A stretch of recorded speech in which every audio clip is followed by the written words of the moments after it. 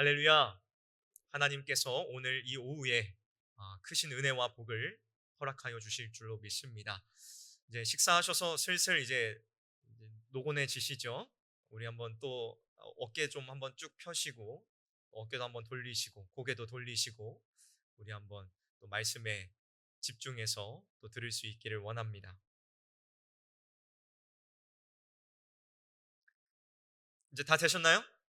네. 어느덧 올해의 마지막 달이 되었습니다. 올해도 참 많은 일들이 있었지요. 기뻤던 순간들도 있었고, 눈물 나는 시간들도 있었습니다. 어떤 분들은 몸이 아파서 참 많은 고생을 하셨고, 어떤 분들은 자녀와 가정, 직장의 문제로 인해서 마음이 무거운 시간들을 보내기도 하셨을 것입니다. 이렇게 연말이 되면 누구나 자연스럽게 한 해를 되돌아보게 됩니다. 바쁘게 달려온 걸음을 잠시 멈추고 지난 시간들을 조용히 떠올려 보게 되지요. 세상은 연말이 되면 성과를 정리하고 평가합니다. 하지만 우리는 믿음의 사람들이기에 겉으로 드러난 결과보다 더 본질적인 것을 바라보아야만 합니다.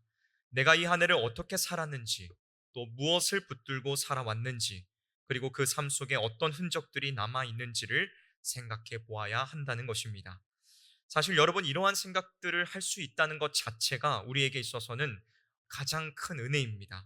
왜냐하면 하나님 앞에서 자신의 삶을 돌아보고 싶은 마음, 그 마음이 바로 살아있는 신앙의 시작이기 때문입니다. 오늘 이 시간은 그러한 의미에서 참으로 소중한 기회입니다. 우리의 생각을 잠시 멈추고 세상의 소리에 귀를 닫으며 하나님의 말씀 앞에서 나를 비추어 보는 그러한 시간이 되기를 소원합니다. 다른 사람과 자기를 비교하지 않고 겉모습에 집중하지 않고 하나님 앞에서 나 자신의 삶을 깊이 들여다보는 그러한 시간이 될 수 있기를 주님의 이름으로 축복합니다. 첫 번째로, 겉모습보다 중요한 것은 마음의 중심입니다. 겉모습보다 중요한 것은 무엇이라고요? 마음의 중심입니다. 사람은 누구나 겉모습을 먼저 보게 되지요. 말을 잘하는 사람, 인상이 좋은 사람, 예의 바른 사람에게 자연스럽게 호감을 느낍니다. 신앙생활도 마찬가지입니다. 교회에서 열심히 봉사하고 기도를 잘하며 성경 지식이 풍성한 분들을 보면 우리 눈에는 참 믿음이 좋은 사람처럼 보입니다. 그런데 오늘 주님께서는 우리에게 아주 놀라운 말씀을 하십니다. 뭐라고 말씀하실까요? 양의 옷을 입고 너희에게 나오나 속에는 노략질하는 일이라. 겉모습은 양처럼 보이지만 그 속은 전혀 다르다는 것입니다. 예수님께서는 이 말씀을 통하여서 우리에게 아주 중요한 기준을 주고 계십니다. 무엇일까요? 겉모습이 아닌 마음의 중심을 살펴보라는 것입니다. 이것은 단순히 다른 사람을 판단하며 분별하라는 말씀이 아닙니다. 먼저 나 자신을 살펴보라는 주님의 엄중한 권고입니다. 내가 교회에 열심히 다니고 사람들 앞에서 예배도 드리고 봉사도 여러 가지 하고 있지만 과연 내 마음의 중심이 하나님께 향하고 있는가? 하나님 앞에서 내 믿음은 참된 것인가를 살펴보아야 한다는 것입니다. 사랑하는 성도 여러분, 사람은 눈에 보이는 외모와 행동을 보고 모든 것을 평가하고 판단하지만 하나님께서는 우리의 마음속 그 깊은 곳, 우리의 중심을 들여다 보십니다. 우리가 아무리 바쁘게 봉사를 하고 교회를 위하여 헌신을 하고 있어도 그 마음이 사람을 의식하고 습관처럼 반복되기만 한다면 그것은 빈 껍데기일 수 있습니다. 사무엘상 16장 7절에서 하나님께서는 이렇게 말씀하고 계십니다. 사람은 외모를 보거니와 나 여호와는 중심을 보느니라. 우리가 얼마나 열심히 신앙생활을 하는 사람으로 보이느냐 보다 우리의 마음이 정말 하나님을 향하고 있는지가 훨씬 더 중요하다는 것입니다. 우리는 사람들 앞에서는 좋은 모습을 보이려고 노력합니다. 하지만 하나님 앞에서는 감출 수가 없습니다. 그래서 진정한 신앙생활은 하나님 앞에서 진실하게 사는 것입니다. 말이나 태도뿐만 아니라 우리 마음의 중심이 하나님께 있는지를 매일같이 점검해야 합니다. 어떤 분들은 말씀을 자주 읽거나 교회 사역에 많이 참여하지 못해도 하나님을 향한 순수한 마음으로 작은 일에 감사하며 조용히 기도함으로 살아가는 분들이 있습니다.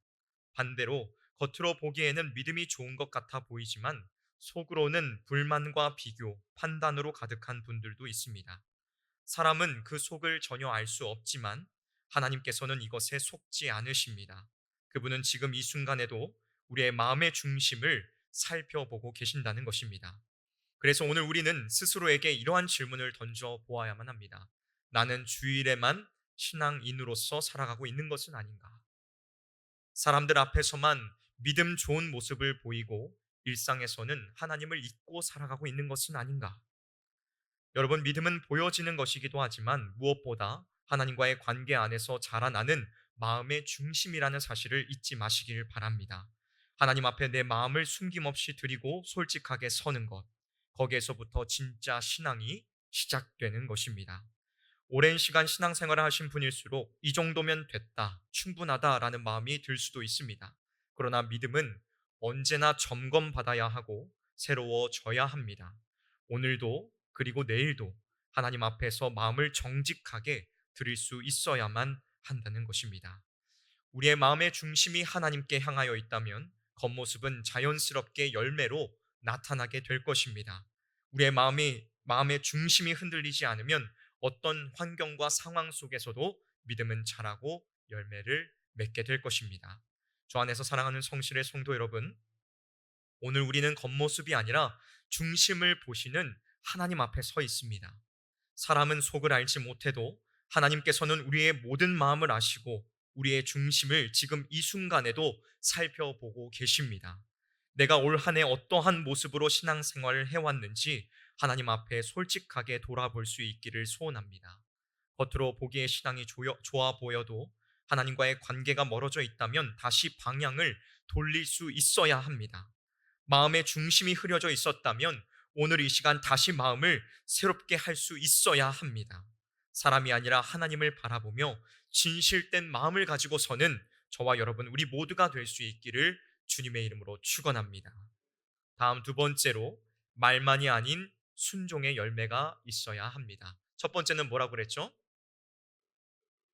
그냥 마음의 중심이라고 했나요? 겉모습이 중요한 것이 아니라 진짜 중요한 것은 무엇이다? 마음의 중심이라고 말씀을 드렸습니다. 두 번째는 우리에게 있어서 말만이 아닌 순종의 열매가 있어야 된다라고 말씀을 드립니다. 여러분, 믿음은 고백에서부터 시작되지만 절대 고백만으로 끝나서는 안 됩니다. 참된 믿음은 반드시 삶으로 이어지고 그 삶에서는 순종의 열매가 맺혀야만 합니다.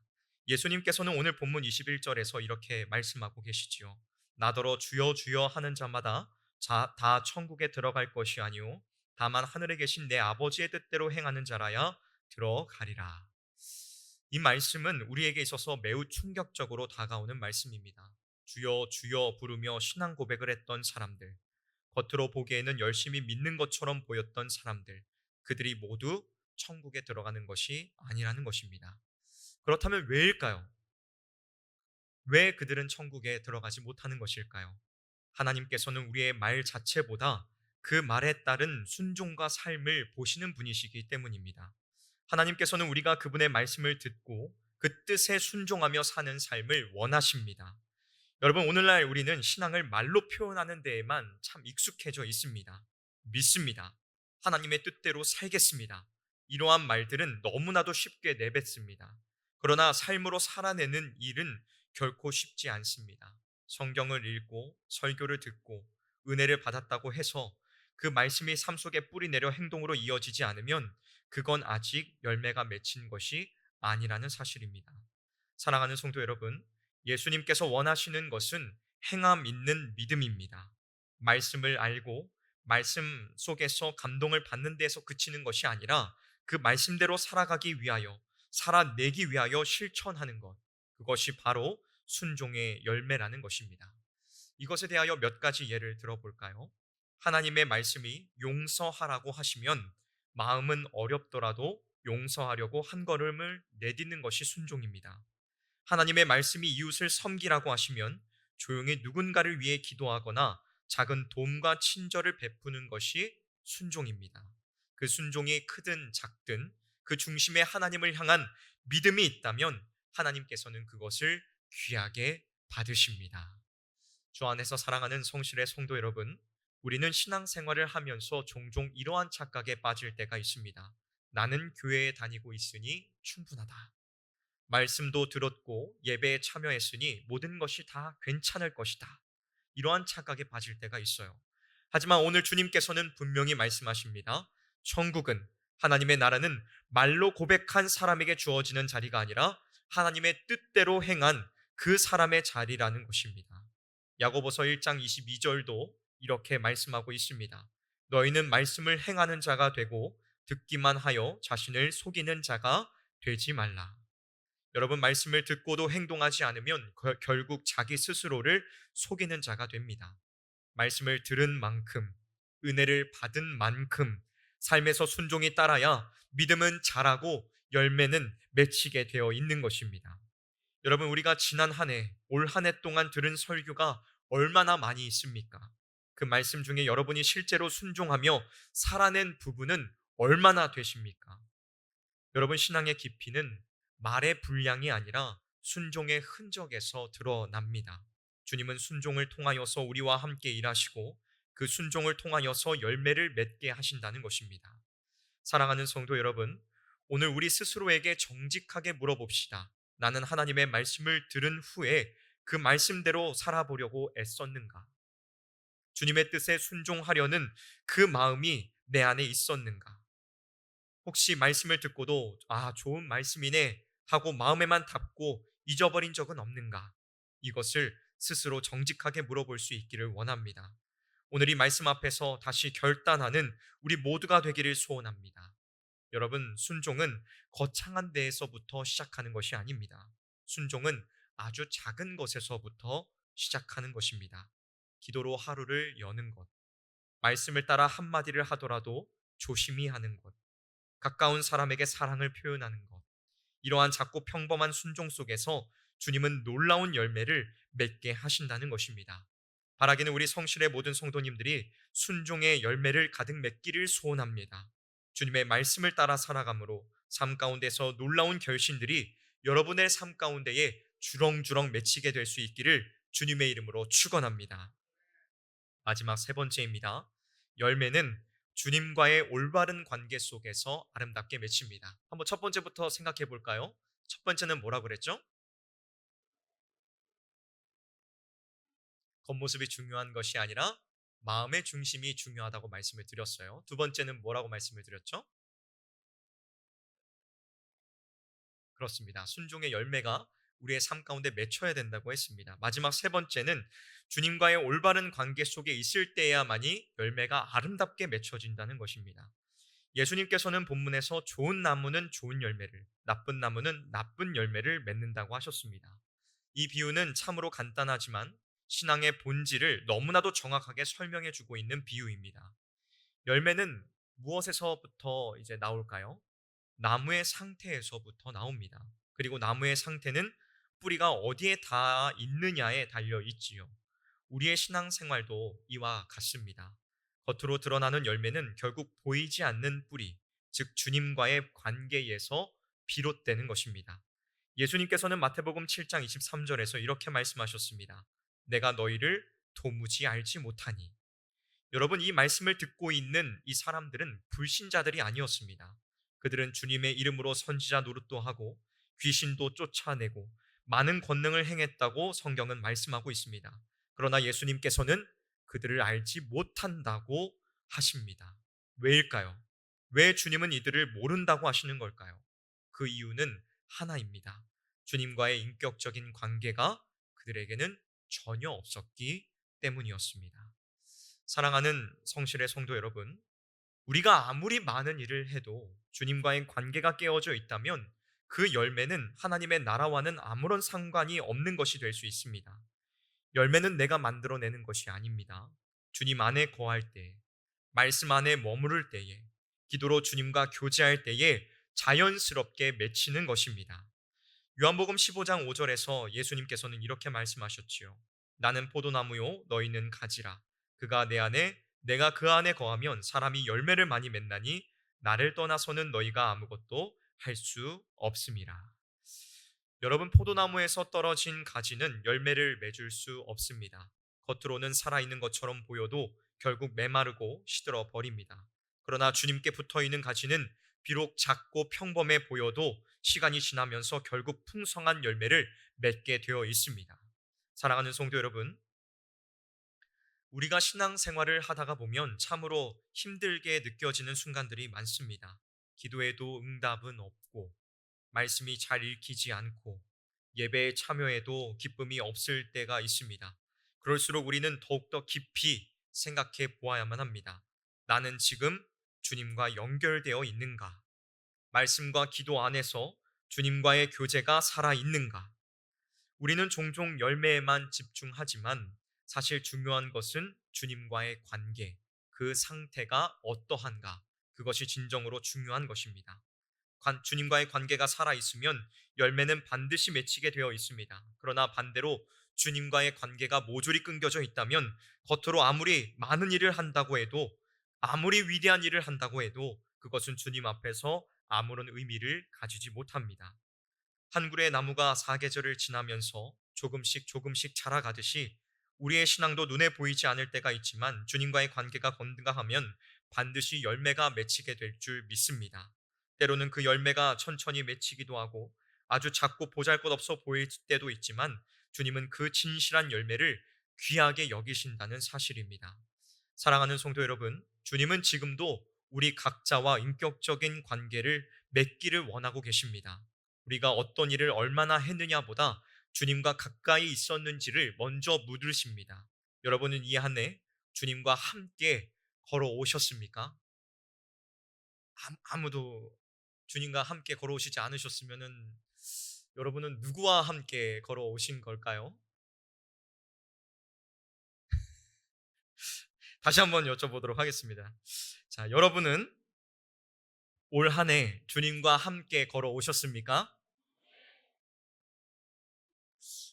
아직도 조금 부족한 것 같은데. 여러분은 올 한 해 주님과 함께 걸어오셨습니까? 하루하루 주님의 말씀에 귀를 기울이셨습니까? 기도로서 주님께 마음을 열고 있었습니까? 네, 아멘입니다. 혹시 신앙이 습관처럼 굳어져 있었다거나 관계가 멀어진 채 형식만 남아 있었다면 오늘 이 시간 다시 주님께로 나아가는, 가까이 주님 앞으로 나아가는 우리 모두가 되기를 소원합니다.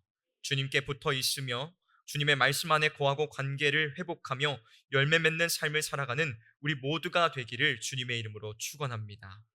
말씀을 마무리하도록 하겠습니다. 이제 2025년 정말 몇 주 남지 않았습니다. 이 한 해 여러분들의 삶을 되돌아보았을 때에 여러분들은 어떤 열매를 맺으셨나요? 주님 안에서 아름다운 열매들 많이 많이 맺으셨습니까? 우리 진규호 집사님만 아름다운 열매를 많이 맺으셨나 봅니다. 아니면 시들어서 아무런 열매도 맺히지 못하셨음을 보며 탄식하고 계시지는 않습니까? 예수님께서는 오늘 본문에서 이렇게 말씀하십니다. 열매로 그들을 알지라. 오늘 우리의 신앙을 점검하는 귀한 시간이 되기를 원합니다. 그리하여 남아있는 올 한 해를 잘 마무리하고 새해에는 더욱 많은 열매를 맺기 위하여 주님께 더욱 붙어 있기를 힘쓰는 저와 여러분이 되기를 주님의 이름으로 소원합니다. 바라기는 우리 성실교회의 모든 성도님들이 주님께 믿음으로 붙어 있기를 원합니다. 주님 안에서 많은 열매들을 맺어가며 그 풍성한 기쁨을 우리 교회가 다 같이 함께 누리는 귀한 시간들이 내년 마지막에는 진교 집사님만 아멘하는 게 아니라 다 같이 아멘하는 귀한 은혜가 있기를 주님의 이름으로 소원합니다. 기도하도록 하겠습니다.